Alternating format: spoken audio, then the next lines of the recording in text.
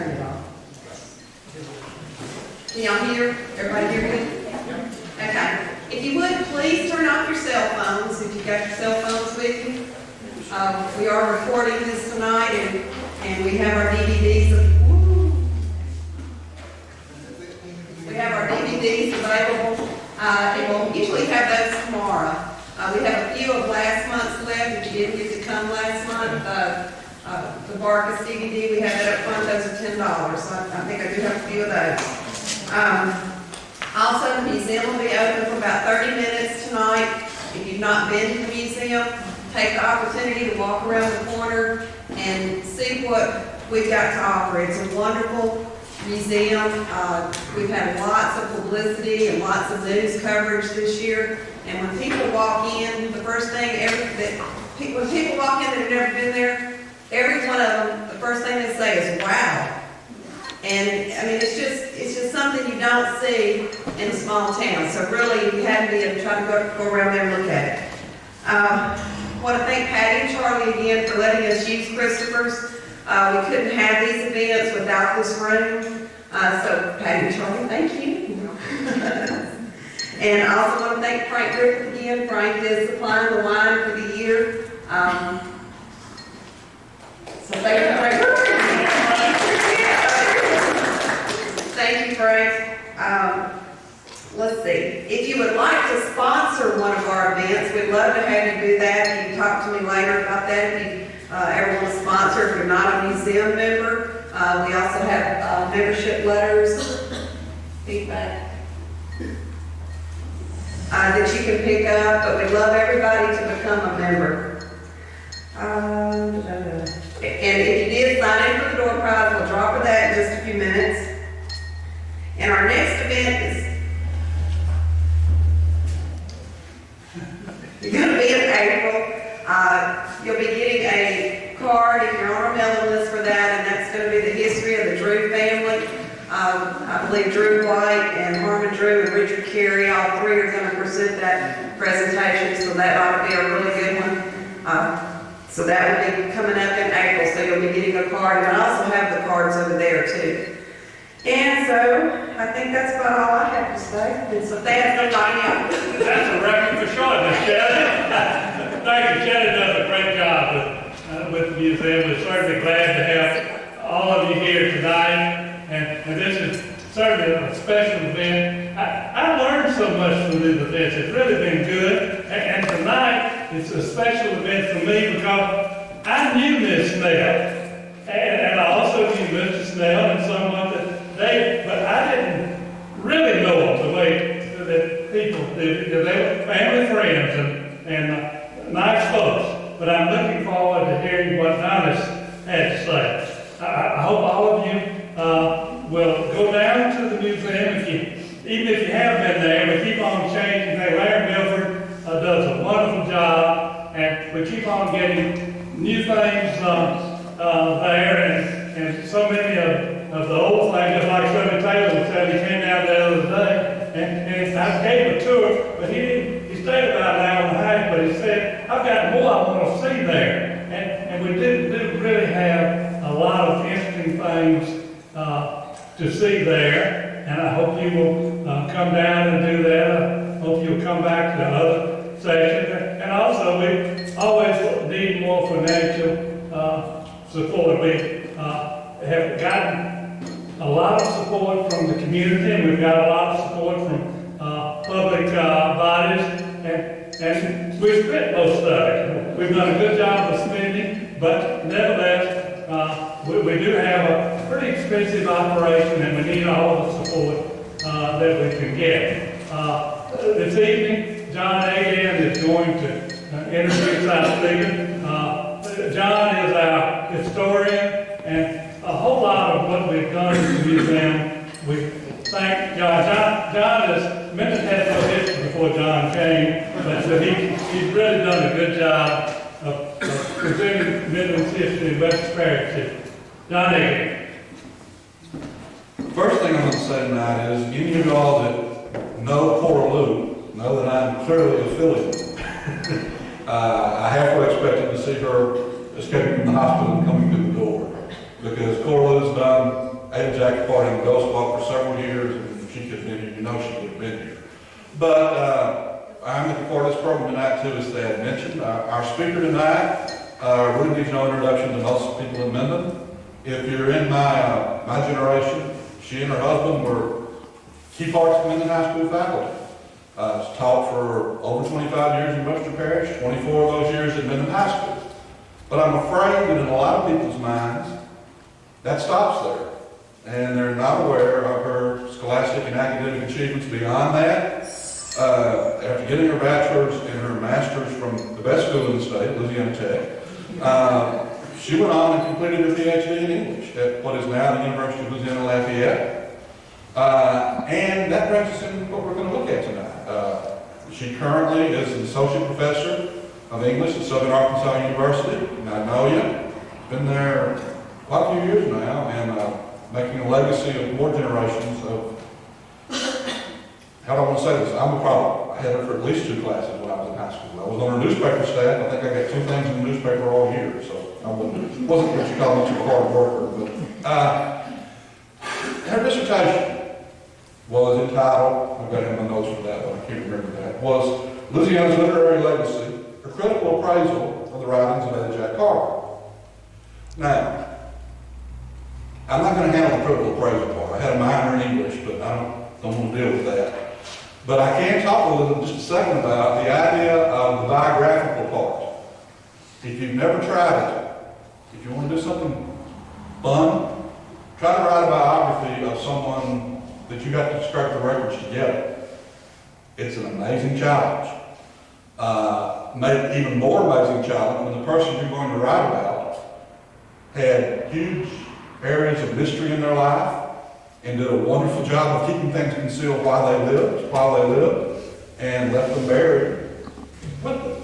And that was what she had to tackle, Lady Jack Carver. So as I'm looking forward to hearing, I think some of y'all are going to be surprised at what you learned if you haven't studied the contributions that she made to literature and those mysteries, good mystery stories here.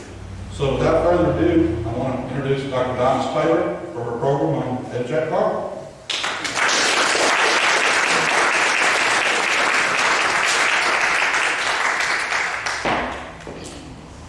Actually, John, I think I went through 3 generations at Minden High School. The third one, I said, no more. And I think I'm on the second one at SAU. This is my 16th year up there, believe it or not. It seems like it's just been yesterday, but it's been a long time. When I went, I told them, oh, I'll teach for 2 or 3 more years. And I guess I'm going to keep going as long as I can see the road and get up there. I don't know, but I've enjoyed it a whole lot. John kind of fills you in a little bit on the background of what I do, and I told him a while ago, I'm going to be as surprised about what I say as you are. Because, actually for 2 different reasons. First of all, I really had already written a paper that I thought I was going to deliver tonight because I really did like it and it kind of covered everything I wanted to say. So I hadn't really gotten in a tizzy about getting things together and went in yesterday to find it and it's gone. The only paper that I can't find. I have umpteen jillion papers that I presented on Jack, but not that one. So I proceeded to write another paper last night. And then when I looked at Shelley's email to me today, I realized that she was talking about the literary aspect of Ada Jack as well as the biographical aspect. And I had focused more on the biography because I figured that's what most people would be interested in instead of the English teacher end of it. So I kind of redid it and I put 4 or 5 things together. I've got about 3 hours worth of stuff So I'm going to ad-lib a bit and talk to you, and then I'm going to go back and I'm going to read a little bit from these notes. So if my reading is a little bit haphazard, it's because I'm spot reading it here and there and yonder. And if any of you have questions to ask me, I'll be glad to try to answer them. I seem to have become kind of the authority on Ada Jack because I've been studying her for 30 years now, but I really don't know everything to know about Ada Jack. And as John implied, I don't think anybody will ever know much more than I know about Ada Jack unless it's Bill Strife or John, and that's a private joke. But John and I both have this online pen pal who every time we do anything writes us wanting to know more about it because he's doing some writing too. Anyway, let me tell you a little bit about how I got into AJAC. When I decided to do my dissertation, I, as John said, was going to school in Lafayette and got really interested in Kate Chopin. And besides, I was no spring chicken even back then. And I made the comment to my advisor that I was too old to start doing a dissertation on somebody like William Faulkner because I wasn't going to live long enough to go back and read everything that he had ever written or reread everything. So I needed to know somebody on whom there had been very little done because you're supposed to be able to read everything written by your dissertation topic if you choose an individual. So we talked it over, and he said, well, what about Kate Chopin? Well, Kate Chopin kind of got to be popular between my schooling years. We didn't have Kate Chopin in school when I was in college. She had been shelved because her works were too risque, and now they're nothing.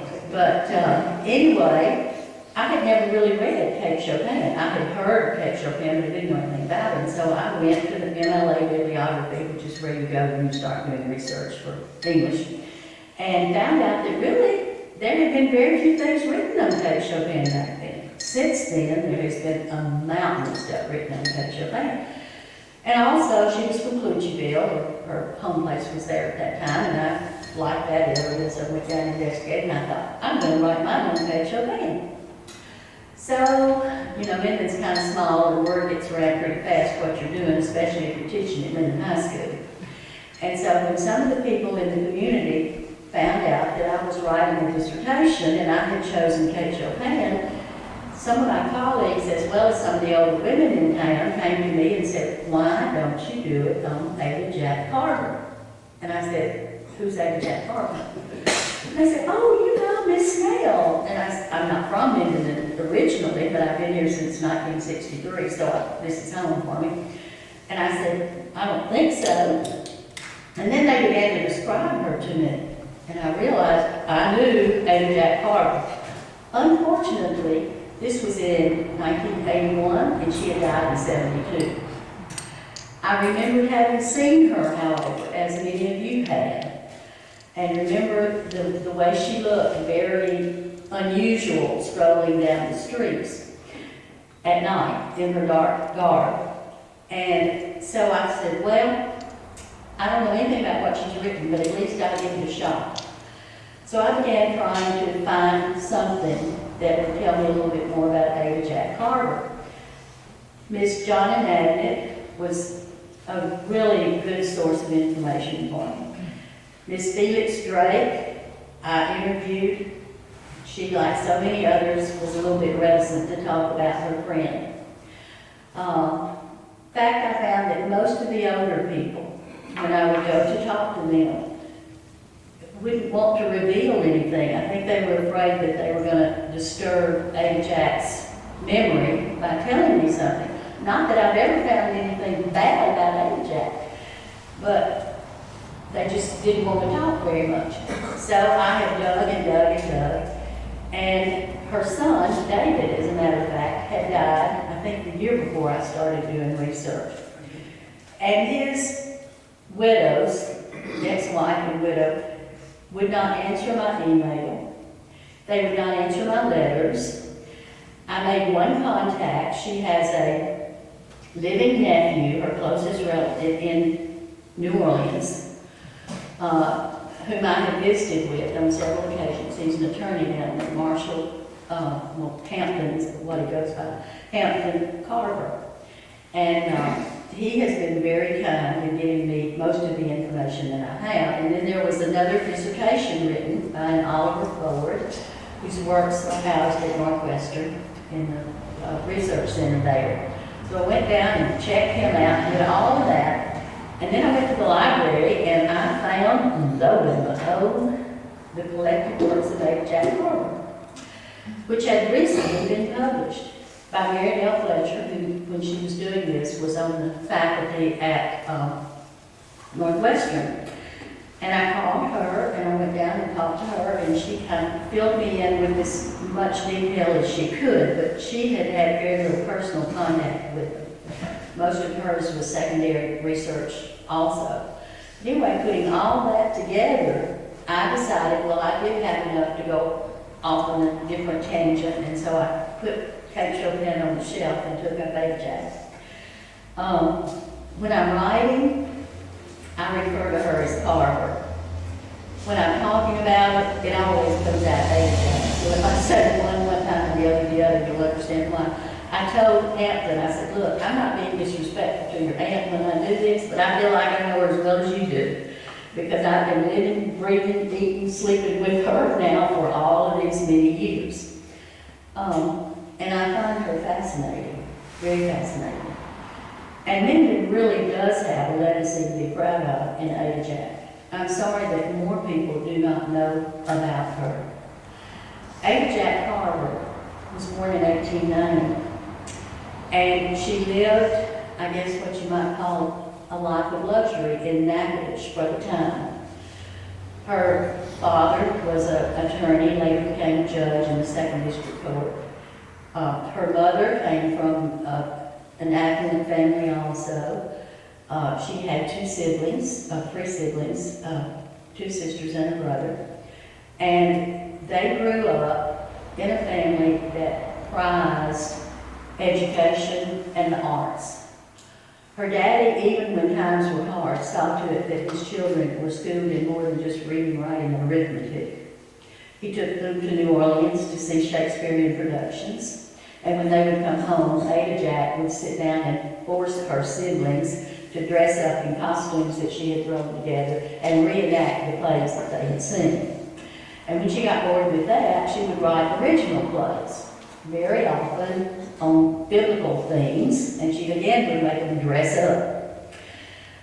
And her little brother, Marshall, Sr., and I'll tell you something funny about that in a minute, but anyway, I think that was Marshall the 4th, the current one is the 5th, but Hampton. But he was always disgruntled about it. He didn't like to have to dress up.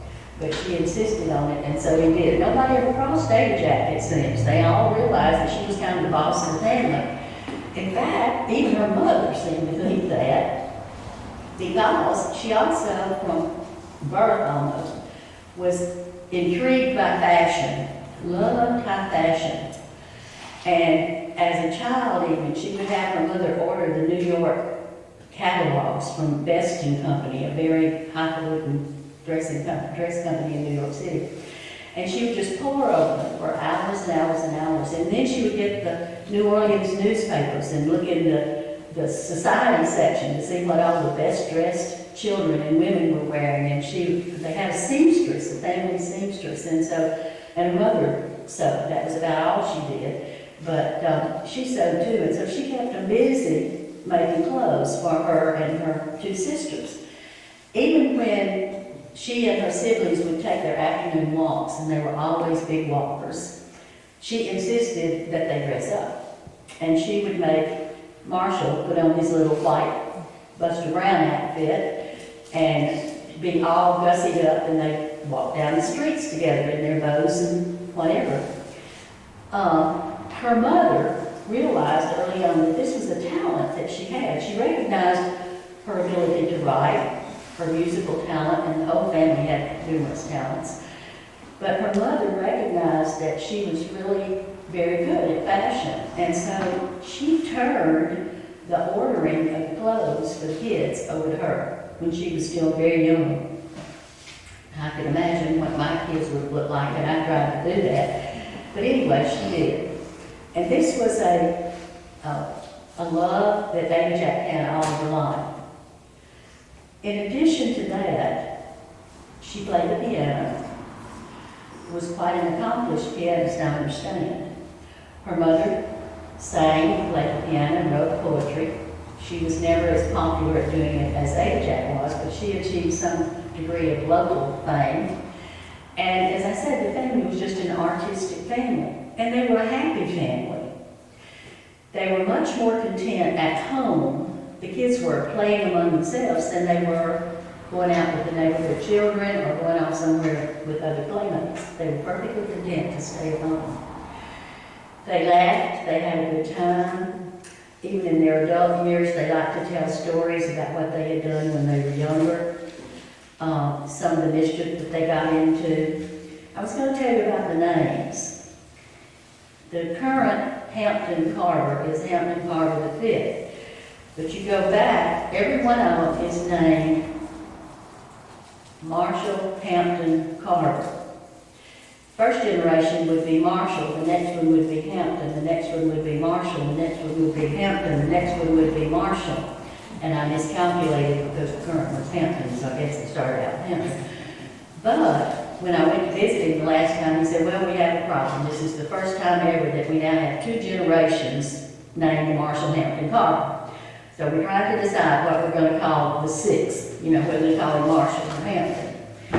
A lot of unique things about the family. They really are a neat family to study, insofar as you can study them.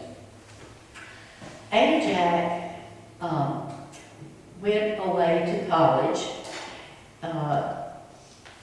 for just a year before she decided that she was homesick, and she came back home.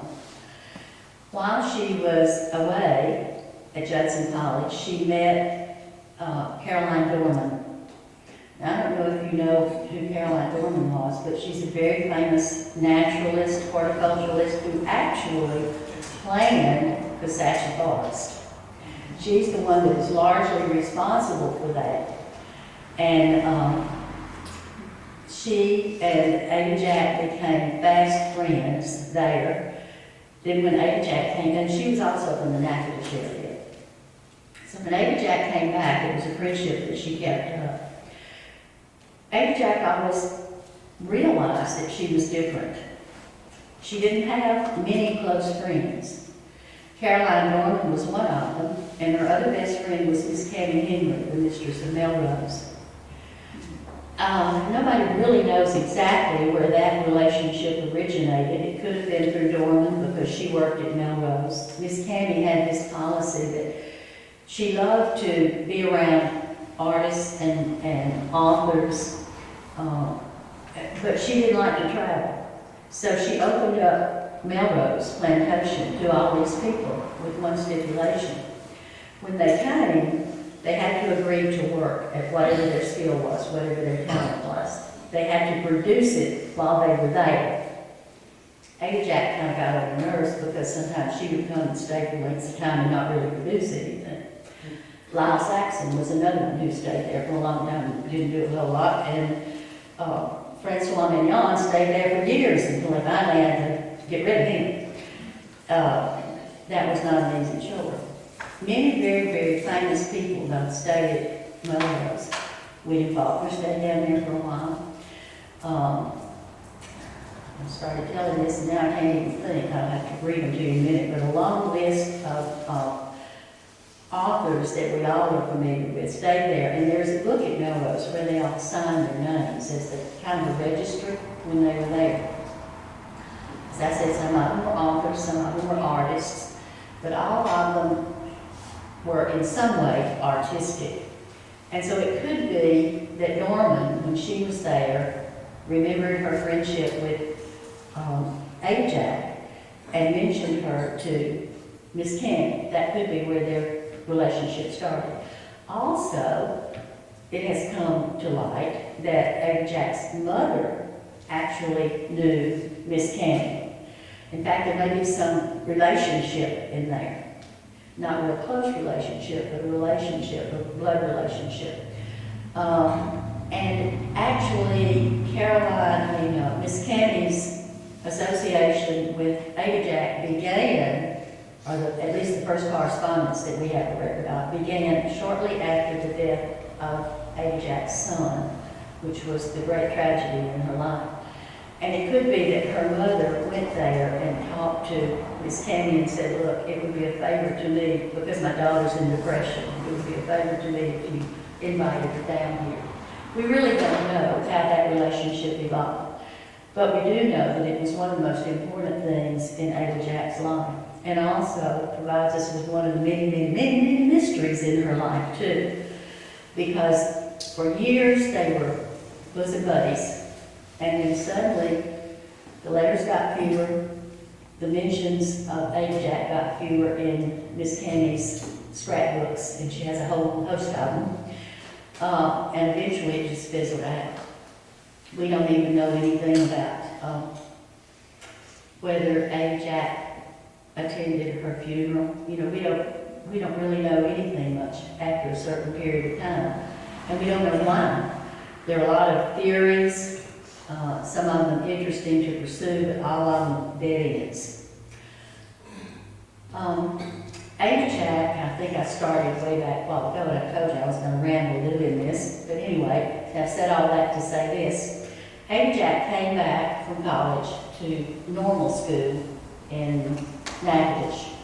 She graduated with honors, received a teacher's certificate, and she was invited by the faculty as an honor student to make a speech at commencement exercises. And she spoke on teaching. It was a really flowery tribute to teachers, in which she compared them to the Pied Piper, and the children to the followers of the Pied Piper. And her challenge to the student body was that they remember to lead the children in the right direction. It was not immediately after her graduation that she got married. In fact, she stayed with her mom and dad until she was 28 years old, perfectly content to stay there. She, however, met and eventually married a man who at one time was the principal at Minden High School. His name was Donnis Snell. I believe he was principal in 21 and 22, if I'm not mistaken. No, he wasn't. That was when she taught there, the 1 year that she taught. He was the principal in one of the war years, because he left at the beginning of the war. I think it was maybe 14, 15, John, 15, 16? He left in April 17th. He was principal when he left. 17, okay. But he was principal, and he cut his term short to join the Army. But anyway, she had apparently met him when he was on the summer faculty at Northwestern. He was not a regular teacher, but he was there then. And they were married in the home of her uncle in Shreveport, the Jacks. And they had chosen that location because it was closer to his post than Natchitoches was. And he had a very short furlough. And he was stationed in Arkansas, and so they could get there more quickly.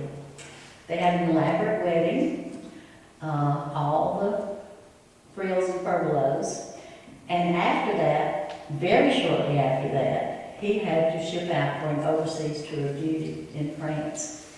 She followed him to his point of departure, and when he shipped out, she stayed behind in New York City to take a short course in writing at Columbia University. When she came, while she was there, she learned that she was pregnant. She came back to Natchitoches to have her baby. And when John was discharged, not too much after that, he joined his wife and child in Natchitoches. For a while, he worked in oil exploration and investment. And then he had an offer to come back to Minden. And apparently he had enjoyed his life in Minden, had a very good reputation here. So he had an offer to come back and manage the Minden Cotton Oils plant. And that's what he did. He brought Jack with him. Now she had never been away from home except for that short period of time when she was in Alabama in college. And she was miserable. It was the first time in her life that she knew no one, had no family, none of that laughter with the brothers and sisters that she had grown up with, and he was at work all day. And besides, he knew people here. And he very quickly renewed old friendships, and she just kind of sulked about it for a while. Eventually, however, she began to meet people. They actually joined the First Baptist Church, and her great-grandfather was one of the people who helped get the Southern Baptist Convention started. And so they joined the First Baptist Church. Later, She moved her membership to the Methodist Church, but that was some time later. In fact, I think it might even have been after his death. I've forgotten right now. But anyway, she moved her membership there. Another one of the questions that people ask is why. Her sister said probably because the Baptists were too straight-laced for her, and that's probably the truth. Anyway, she established her home here and finally kind of settled down and decided she liked it. And one of the things that are some of the things that I'm going to read you in a minute are her tributes to Minden and then some of her criticisms of Minden as well. She compared Minden to Natchitoches. She always thought Natchitoches was more like the French, which it is. And there was a gayer spirit there, and, you know, she could identify with that. She saw Minden as being, she referred to it as a businesswoman, where Natchitoches was more like the old Southern Belle type person, or French woman. Now, Ada Jack also had a paternal grandmother